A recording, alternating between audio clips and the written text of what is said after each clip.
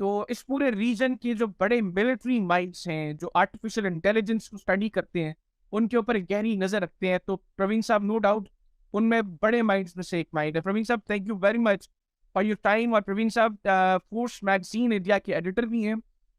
पाकिस्तान से मुझे ज्वाइन किया है lieutenant general retired Naeem Khalid Lodhi साहब ने। जनरल साहब फॉर्मर इंटरिम डिफेंस मिनिस्टर हैं पाकिस्तान के, डिफेंस सेक्रेटरी रह चुके हैं और स्ट्रेटजी और मिलिट्री के मामलात के ऊपर बहुत गहरी नजर रखते हैं। जनरल साहब, आपने भी बहुत बहुत शुक्रिया, आपने प्रोग्राम के लिए खुसूसी तौर पर वक्त निकाला।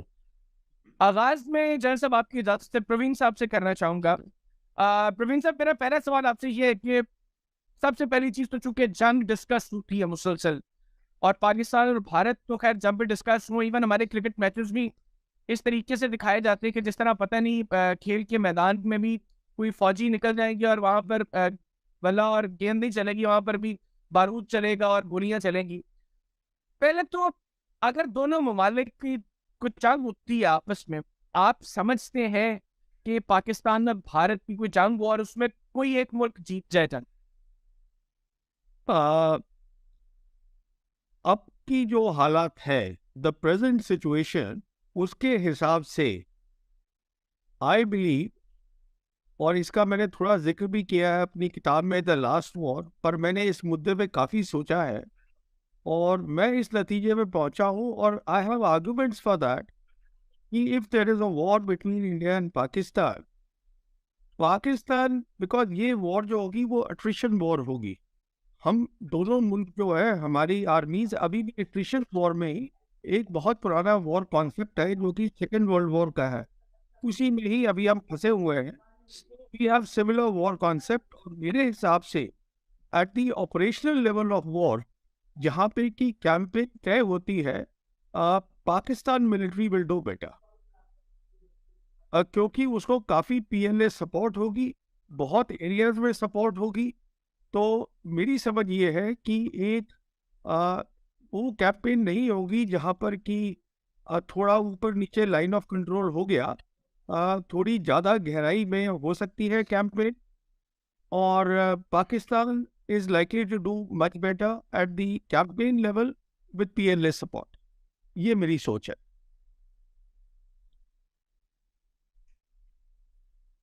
बिल्कुल। चलो सर, सेम क्वेश्चन आपसे।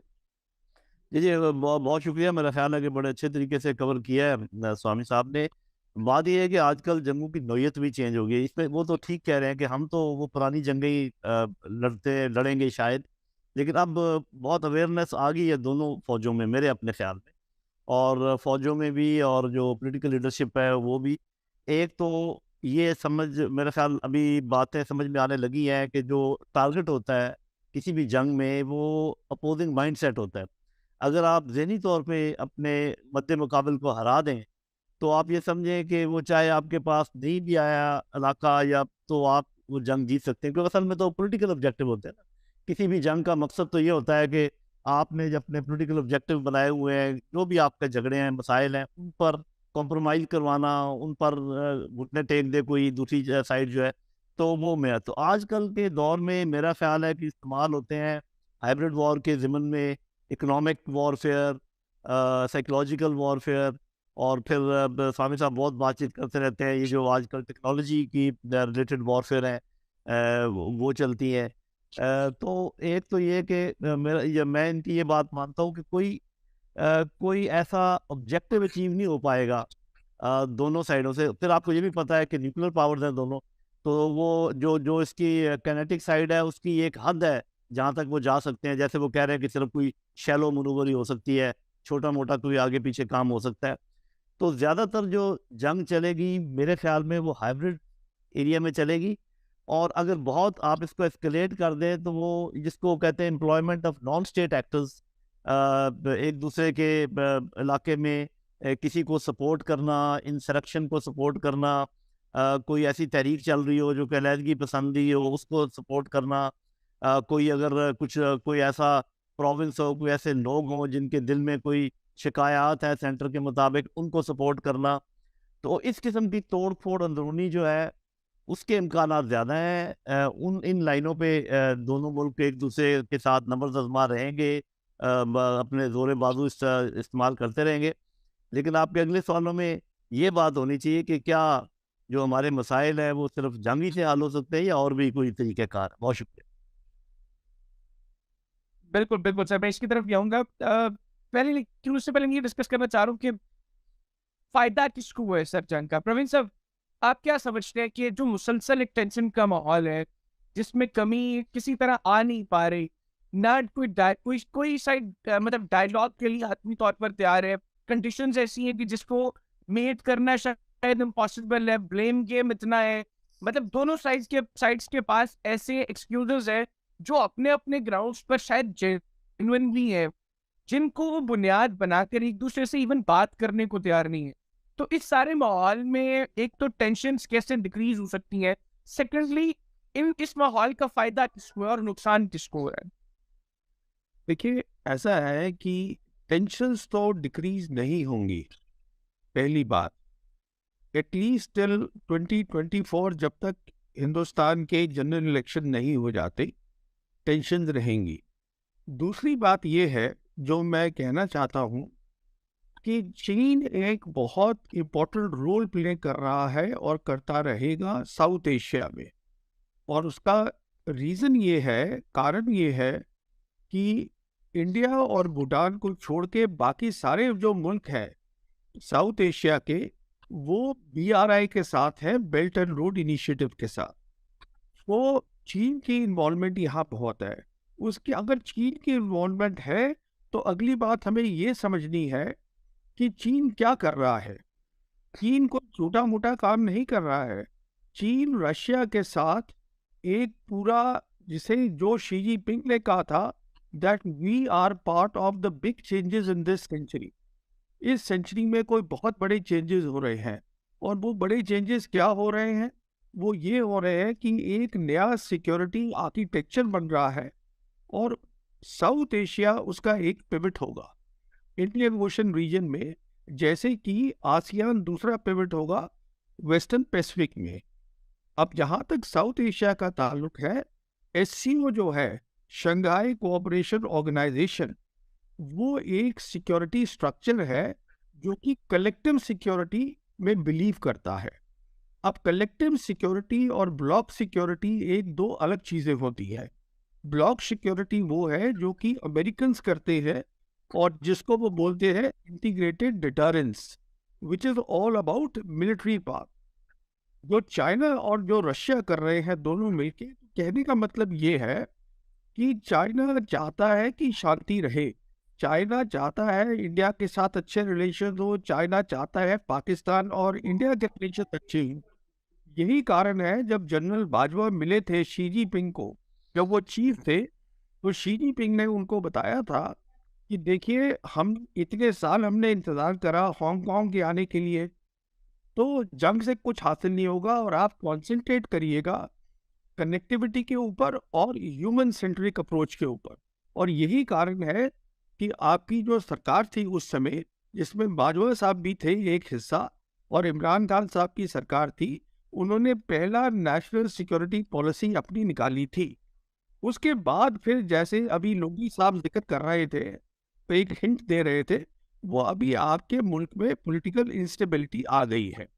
पर अब मैं आ गई थी, अब मैं देख रहा हूँ कि फिर से एक कोर्स करेक्शन हुआ है, और कोर्स करेक्शन जो है वो जनरल मुनीर साहब कर रहे हैं। अभी वो अपने जो दौरा, उनका चीफ का दौरा हुआ था, उसमें वो PNA के जो आर्मी जो चीफ थे उनको मिले, आर्मी चीफ को। एक जो फर्स्ट रैंकिंग वाइस चेयरमैन है CM से मुलाकात हुई है। इसका मतलब एक मिलिट्री सपोर्ट का भी इशू है।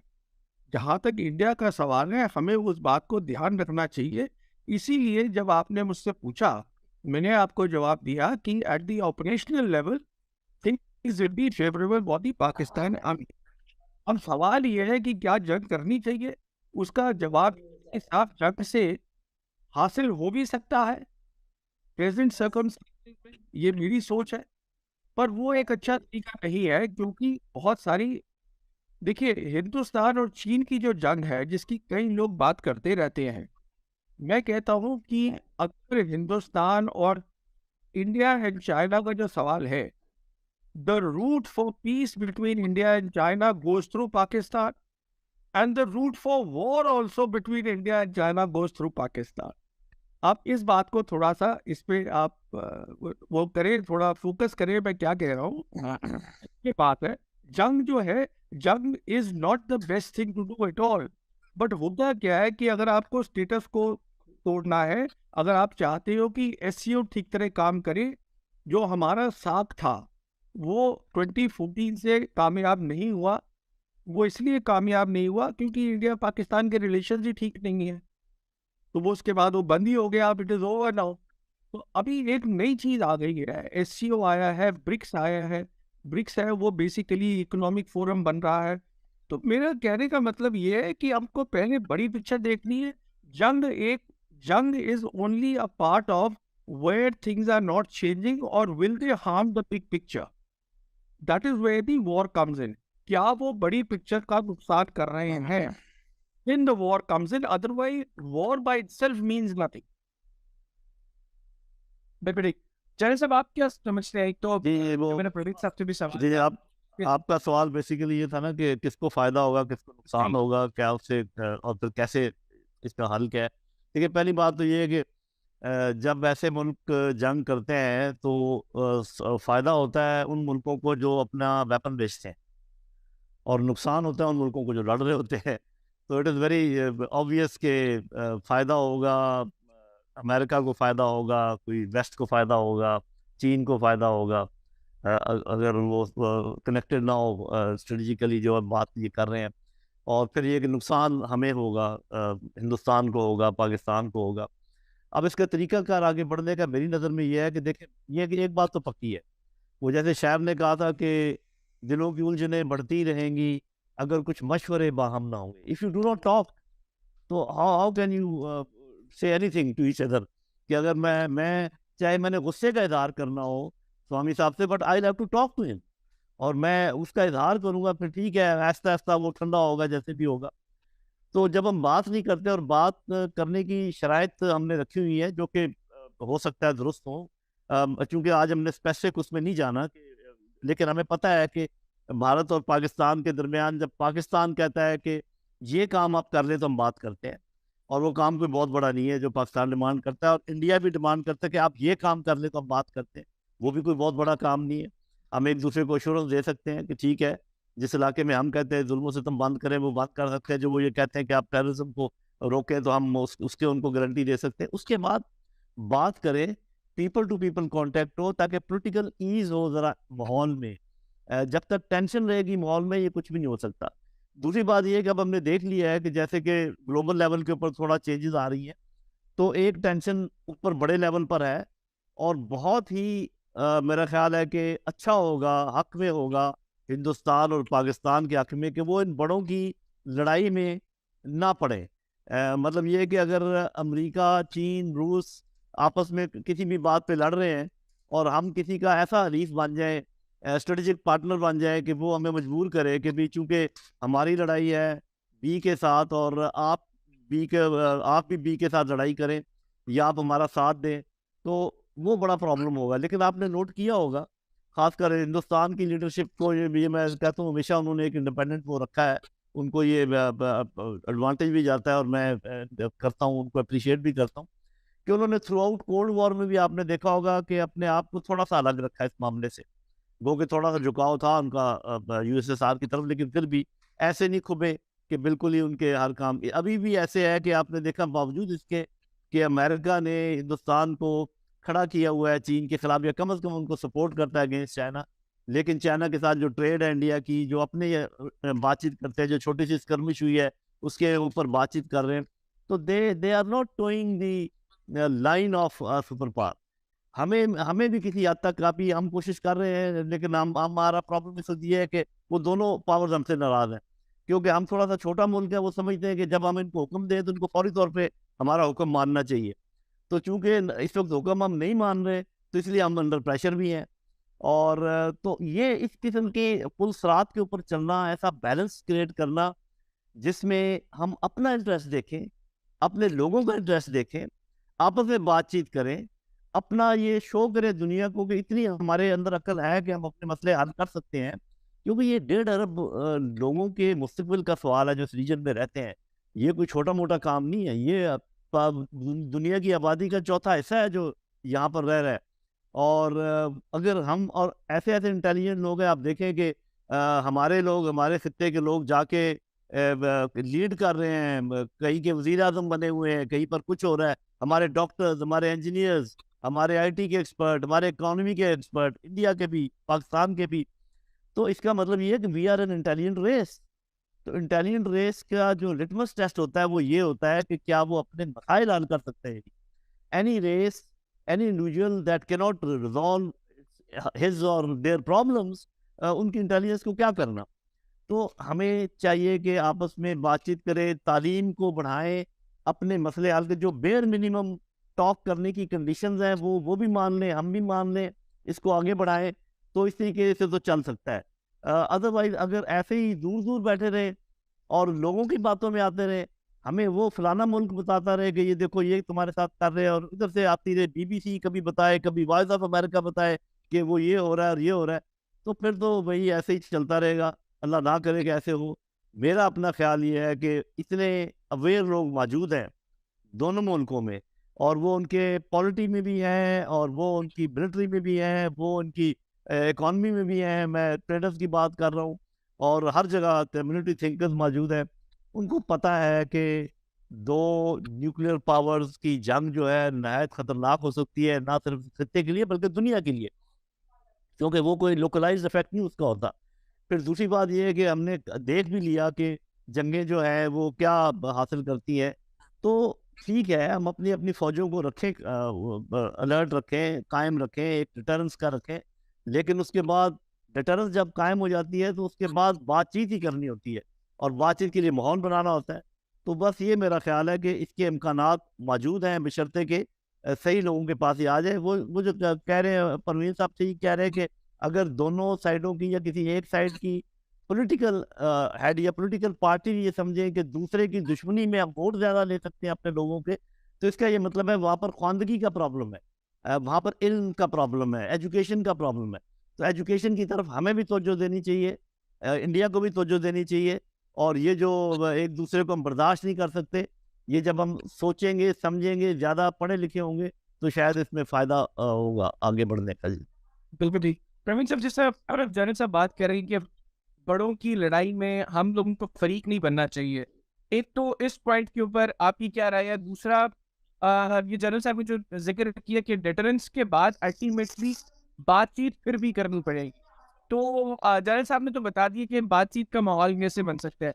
आपके नज़दीक बातचीत का माहौल कैसे बने? देखिए, ये अभी क्या हो रहा है कि पहले let's see the big picture before I answer these questions, कि क्या हो रहा है कि हम किसी नई कोल्ड वॉर में नहीं जा रहे हैं। ऐसा कुछ नहीं हो रहा है मेरे हिसाब से। मेरे हिसाब से क्या हो रहा है कि दो बड़े मुल्क हैं जो compete कर रहे हैं ग्लोबलाइज्ड वर्ल्ड में। जो ग्लोबलाइज्ड वर्ल्ड फ्रेगमेंट हो गई है, हिस्सों में बदल गई है, एक हिस्सा वहां जा रहा है, एक हिस्सा यहाँ। इशू टेक्नोलॉजी का है जो बहुत अहम हिस्सा है। अगर प्रॉस्पेरिटी होगी, इसका मतलब दो अलग टेक्निकल स्ट्रीम्स बनेंगी। मैं बात कर रहा हूँ अगले 5, 6 साल, 10 साल में होने वाला है। उसमें क्या होता है कि आपको तय करना है। मिसाल के तौर पर पाकिस्तान जैसे है, पाकिस्तान के पास CPEC है, तो वो तय करना है कि क्योंकि और कॉरिडोर बन रहे हैं, बहुत सारे कॉरिडोर बन रहे हैं after this peace between Iran and Saudi Arabia, बन रहे हैं, बहुत पैसा वहाँ लग रहा है, लैंड कॉरिडोर। तो हम वहाँ कहाँ आते हैं? तो कहने का मतलब ये है कि आपकी पार्टनरशिप तो चाइना के साथ है, अब वो और स्ट्रेंथन हो जाएगी, हो जानी चाहिए। ये मैं कह रहा हूँ, अगर आपको प्रॉस्पेरिटी भी चाहिए है, लंबा वो है, तो उसको तो ये कहना कि हम उनकी लड़ाई में नहीं पड़ेंगे या पड़ेंगे, लड़ाई तो वो भी नहीं कर रहे हैं। जहाँ तक चीन का ताल्लुक है, ये पहली बार है, ये हम पूरी मिलिट्री हिस्ट्री में देखेंगे, जहाँ वो एक बड़ी ताकत बनना चाहते हैं और बनेंगे on the basis of BRI, which is economic prosperity. वो क्या कह रहे हैं? BRI जो है, that is about common prosperity and collective security. ये है उनका। सो it is not about military power जो कि अमेरिकन कह रहे हैं, पर ये है कि अगर हमको 5G चाहिए तो मतलब हम जो फोर्थ इंडस्ट्रियल रेवोल्यूशन है उसका हिस्सा बनना चाहते हैं, तो डिजिटल चाहिए, तो हमें किसी एक जो ब्लॉक्स है, block is a wrong word, but जो एक बड़ी ताकत है जो कि स्टैंडर्ड सेट कर रही है, वो हमको उनके साथ चलना पड़ेगा। I am just trying to simplify the whole thing. तो really we have to decide कि हम यहाँ पर आएंगे कि वहाँ आएंगे, क्योंकि हमारी 5G कहाँ से आएगी, हमारे डेटा सेंटर्स कहाँ से आएंगे, वो अमेरिका लाएगा, ये लाएगा, दोनों नहीं ला सकते हैं। हमारा जो इंडस्ट्रियल इंटरनेट है वो वहाँ से आएगा, यहाँ से आएगा, दोनों नहीं ला सकते हैं। तो ये सब चीज़ें हमको तय करनी पड़ेंगी। जब हम ये चीज़ें तय करते हैं, उसके साथ साथ हर मुल्क की अपनी अपनी प्रॉब्लम्स भी होती हैं। मिसाल के तौर पे जैसे अजरबैजान आर्मीनिया है, अब इनकी दोनों की बहुत पुरानी जो है लड़ाई चल रही है, पर अब दोनों ने मेंबरशिप के लिए अप्लाई कर दिया है SCO की। तो कोई बड़ी बात नहीं है कि 5 साल के बाद चाइना की हेल्प से वो दोनों की जो प्रॉब्लम है वो सॉर्ट आउट हो जाए, जो कि आज तक नहीं सॉर्ट आउट हो पाई। अब हमारी प्रॉब्लम क्या है, हमारी क्या है कि इंडिया की प्रॉब्लम चाइना के साथ भी है, इंडिया की प्रॉब्लम पाकिस्तान के साथ भी है। ये एक बहुत बहुत डिफिकल्ट सिचुएशन बन जाती है।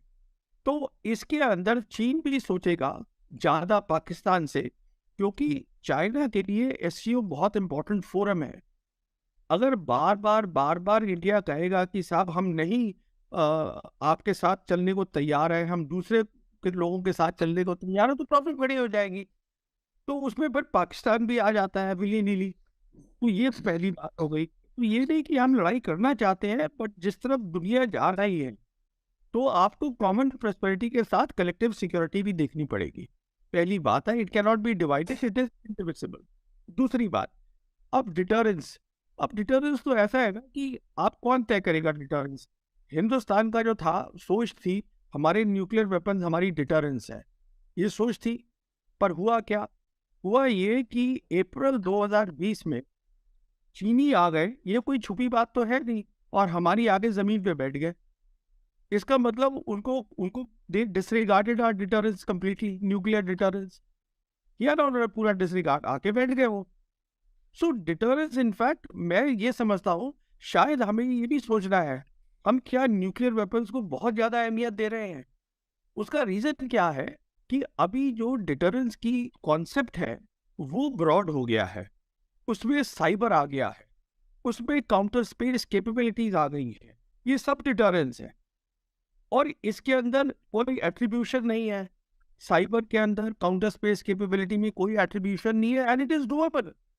Nuclear weapons are not doable. आप यूक्रेन की लड़ाई में देख लीजिए, पुतिन ने बोल दिया कि प्रेसिडेंट पुतिन ने कि हम कर सकते हैं, फिर चाइना सबसे बोला कि नहीं न्यूक्लियर वेपन्स नहीं आने चाहिए। You see, so it is not doable.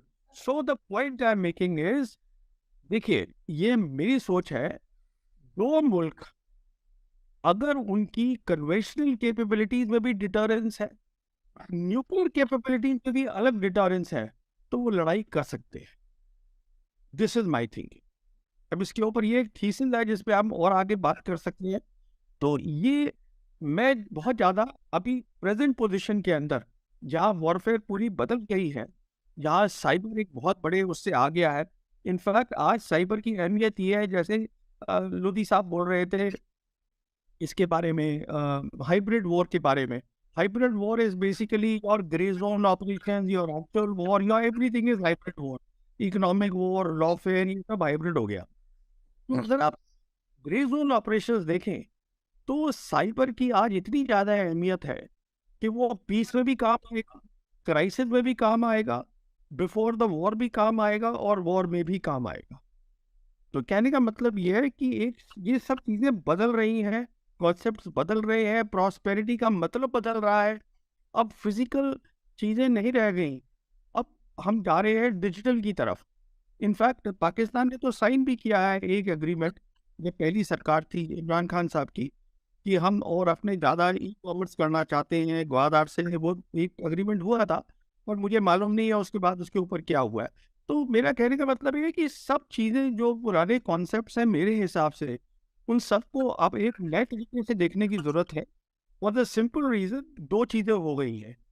एक, चाइना का राइज हुआ है बहुत ज्यादा, और चाइना कंपटीशन में है अमेरिका के साथ, और वही जो चाइना है वो आज हमारा नेबर है। तो कंपटीशन ये नहीं है कि कहीं वो 7 समुंदर पार हो रहा है, यूरोप में हो रहा है, यहाँ हो रहा है, वहाँ हो रहा है, नहीं, यहाँ हो रहा है।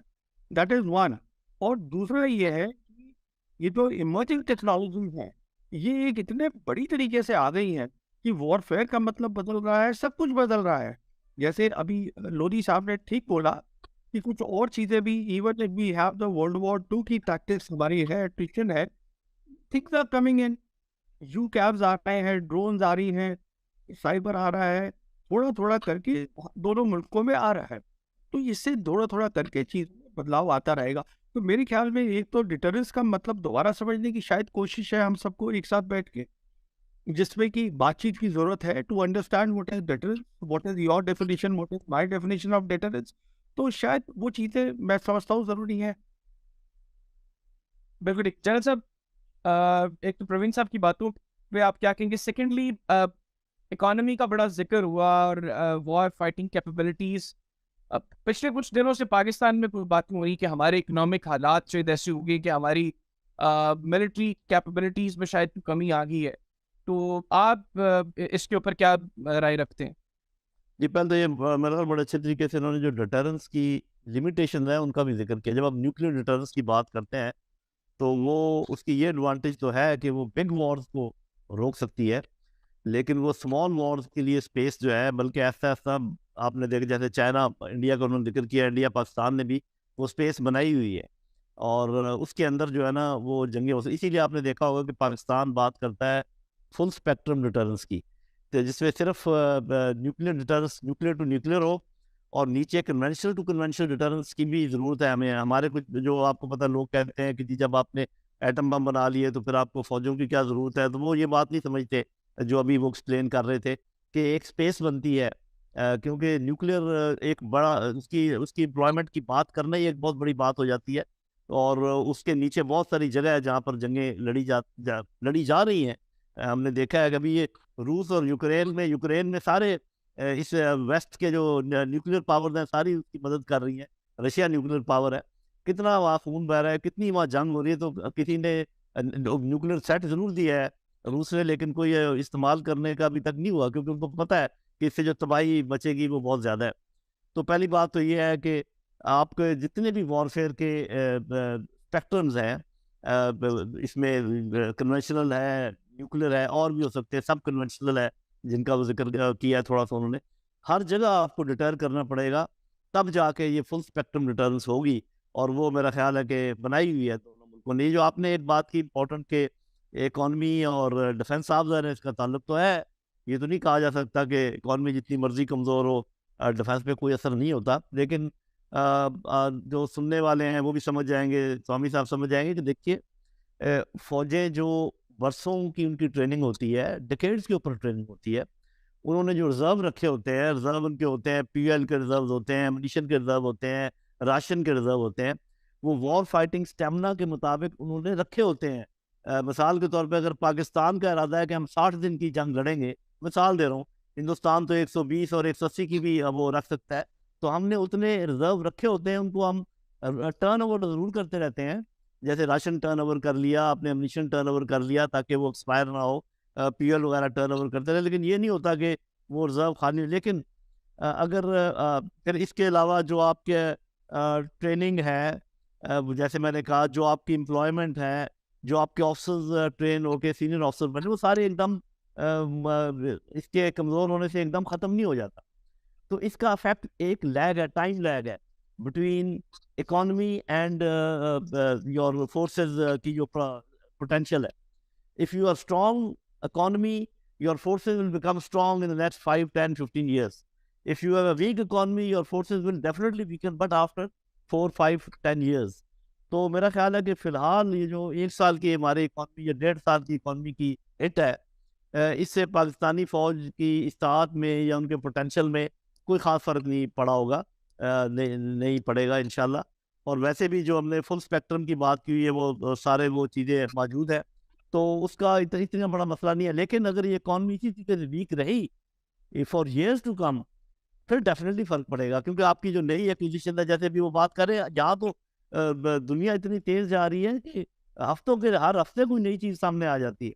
अभी जो ये क्या उसको जीटीवी चैट जीपीटी चैट जो है, वो उसका जो चीजें सामने आई है, जब ये एक्वायर करेगी फौज, इस चीज को समझेगी। अभी तो फौज में ये प्रॉब्लम होता है कि जल्दी समझते नहीं है टेक्नोलॉजी को।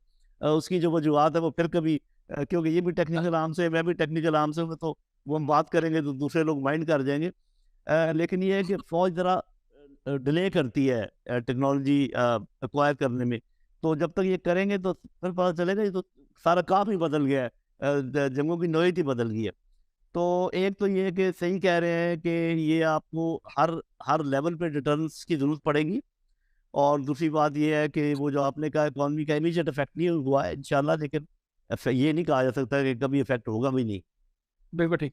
अच्छा प्रवीण साहब, चूंकि वक्त काफी हो गया तो मैं अब कंक्लूजन की तरफ भी आऊंगा, लेकिन उससे पहले आपने किताब लिखी द लास्ट वॉर, और उसमें आपने इंडिया, पाकिस्तान और चाइना के हवाले से बड़ा ब्रीफली लिखा।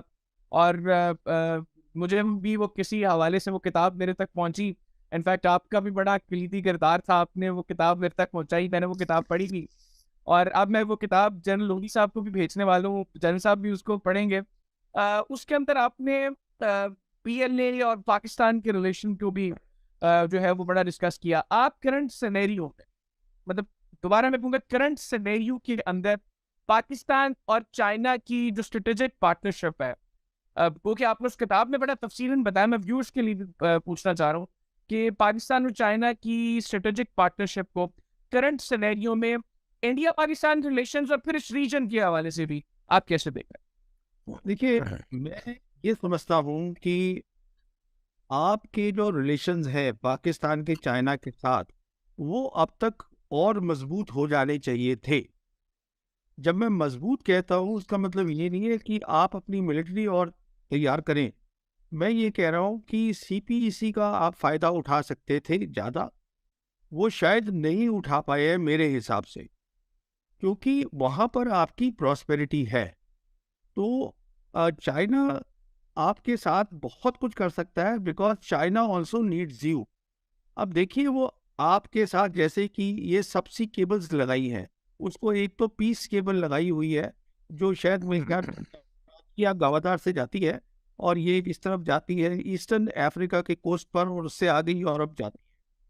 तो कहने का मतलब ये है कि काफ़ी चीज़ें आई हैं आपके यहाँ। फाइबर ऑप्टिक केबल्स लगे हैं, जल्दी उम्मीद है शायद 5G भी आ जाए आप लोगों के पास, एटलीस्ट मेन सेक्टर्स के अंदर।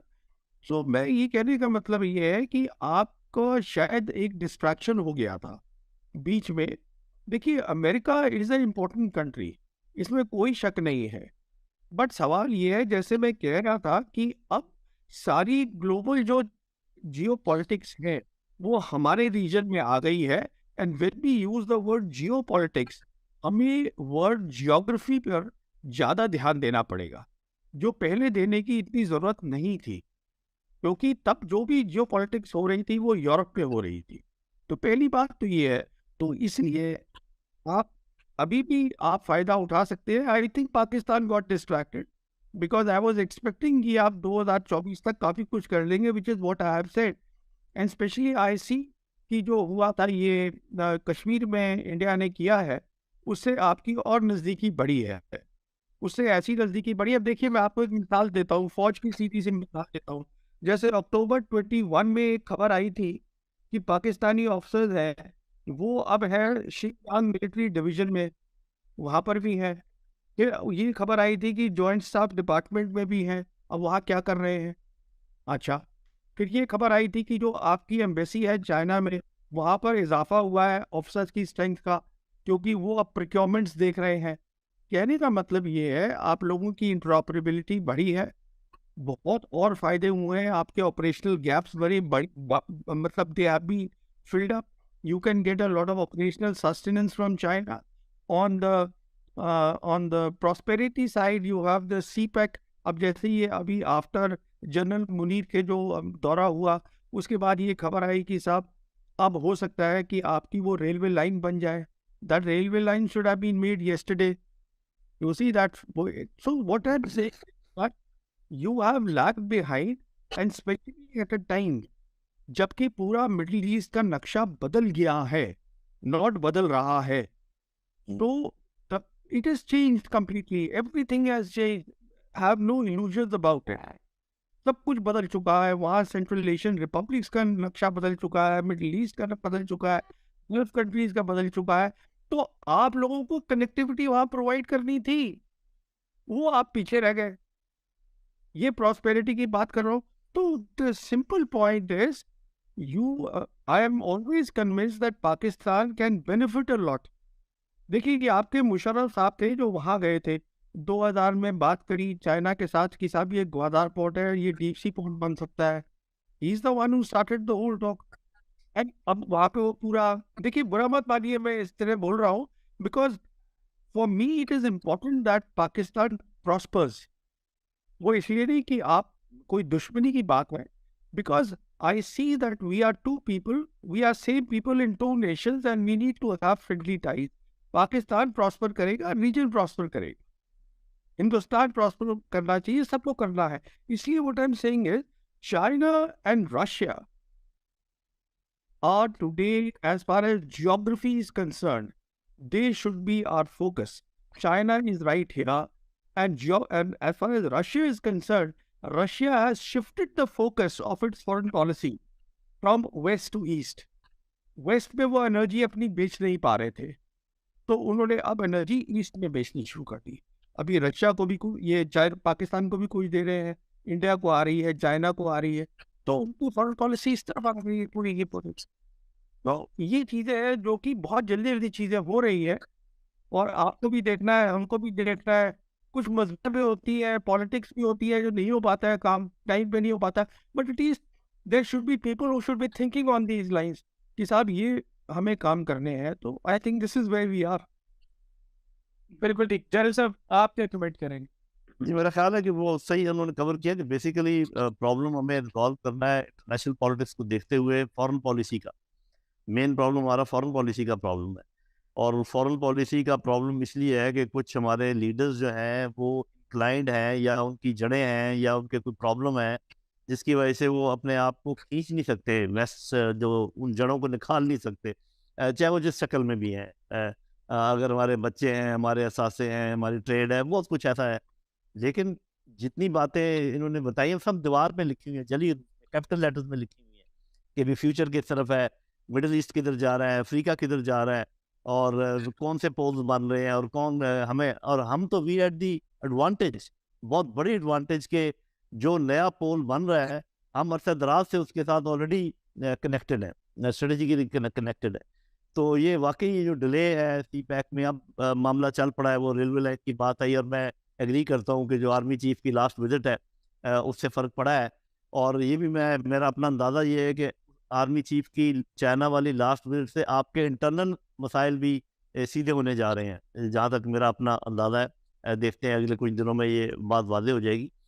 तो वो शेयर्ड प्रॉस्पेरिटी वाली अगर फ़िलासफ़ी हम पिकअप कर लें चाइना की, जो कि कोशिश कर रहा है कि कॉन्फ्लिक्ट अवॉइड हो, और जो कंपटीशन है वो टेक्नोलॉजी की कंपटीशन और इकॉनमी की कंपटीशन हो रहा है. अभी आपको पता है ब्रिक्स में मुल्कों ने, जिसमें इंडिया भी शामिल है, फैसला कर लिया है कि हम अदर देन अमेरिकन करेंसी जो है आपस में ट्रेड करेंगे. Now this is a big news. Actually America की सारी जो हेजेमनी है that is anchored on this thing के dollar being the international currency. The moment dollar loses its position as international currency, तो उसकी बहुत सारी रेट जो है वो खत्म हो जाएगी. देखिए जितना मर्जी कर्जा हो उनके ऊपर, उन्होंने तो डॉलर छाप के वो कर देना है. हमारे ऊपर जब कर्जा होता है तो हमें डॉलर इधर उधर से लेने पड़ते हैं. तो जब और करेंसीज अंदर आ जाएंगी, युआन आ जाएगा, अगर इंडियन रुपी आ जाती है, अपना का ब्राज़ील की आ जाती, तो फिर ये है कि करेंसी की एक बास्केट बन जाएगी. उसमें हम जैसे मुल्कों के लिए शायद आसानी पैदा हो जाएगी. तो I agree with this thing, great opportunity is waiting as far as Pakistan is concern. और चाइना पाकिस्तान की मजबूती जो है रिलेशंस की, वो ऑटोमेटिकली इंडिया पाकिस्तान के मसाइल को भी हल करेगी. बिकॉज वो जब थोड़ी सी ये क्लियर हो जाएगी बात कि अभी हम एक दूसरे को ज़्यादा बुली नहीं कर सकते, तो फिर ये है कि मामले सीधे होने का इम्कान है. तो मैं आई होप एंड प्रे कि whatever he is saying is also heard by our leadership, and they realize कि the opportunity which is waiting, why are we wasting that time? जब दुनिया का एक डायरेक्शन बन गई है तो उस डायरेक्शन में हम क्यों नहीं जा रहे? और इसका ये मतलब हरगिज़ नहीं है कि जो अफिलिएशन है या जो हमारी उनके साथ रिलेशनशिप है, deep relationship, that will culminate into some war or something.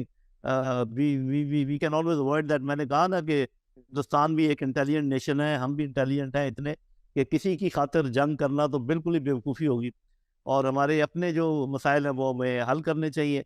तो मेरा ख्याल है पाकिस्तान को चाहिए कि CPEC, ग्वादर की डेवलपमेंट, बल्कि मैं तो कहता हूँ जो आपकी बाकी कोस्ट लाइन है, आप बाकी को कहें ना, आप UK को कहें, ऑस्ट्रेलिया को कहें, जापान को कहें। जापान इतनी गाड़ियां बनाकर भेजता है मिडिल ईस्ट में, उनको बोले कि इधर आके असेंबल करें गाड़ियां और आप मिडिल ईस्ट में दें, आपके पास बाकी कोस्ट लाइन जो बहुत कुछ है, हमारे पास पोटेंशियल बहुत है।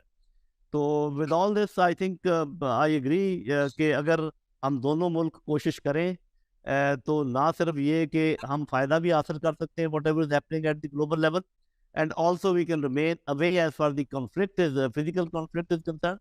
We can keep competing in technology, we can keep competing in economy, and let our people talk to each other. They can go and trade with each other, but whatever conditions we have put, either we review those conditions, या फिर वो एक ही condition तो है हमारी, एक ही condition है भारत की, उसको हम क्यों नहीं रिजॉल्व कर सकते? कोई इतनी बड़ी बात नहीं है। तो मेरा ख्याल है कि there is a silver lining as far as future is concern. Let us hope and pray that more people like him think in India, and more people like me also think in Pakistan, and probably we can move ahead as 1.5 billion people of this region. बिल्कुल, बहुत शुक्रिया जरा साहब आपका, अपने programme के लिए वक्त निकाला। प्रवीण साहब आपका बहुत बहुत शुक्रिया, आपने प्रोग्राम के लिए वक्त निकाला। आगाज़ में जो मैंने जिक्र किया था कि नॉर्मली जब हम इंडिया और पाकिस्तान को डिस्कस करते हैं तो हम मीनिंगफुल डिस्कशन नहीं कर पाते हैं, बावजूद उसके कि हमारा सब्जेक्ट उस गुफ्तगू का वही होता है।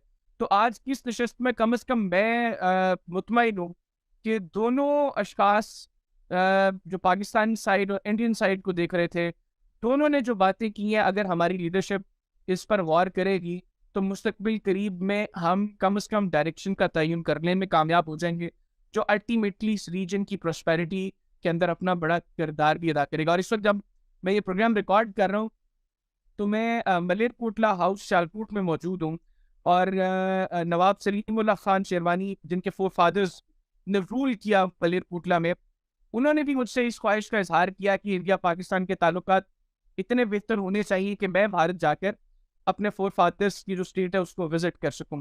तो इस ख्वाहिश के साथ कि मुस्तकबिल करीब में दोनों ममालिक की लीडरशिप मैच्योरिटी का इजहार करेगी और अल्टीमेटली ताल्लुकात को बेहतर करेंगी, जो इस रीजन की और इस रीजन में रहने वाले लोगों की ख्वाहिश भी है और उनकी ज़रूरत भी है। मैं हैदर हयात खान आपसे इजाज़त चाहूँगा। अल्लाह हाफ़िज़।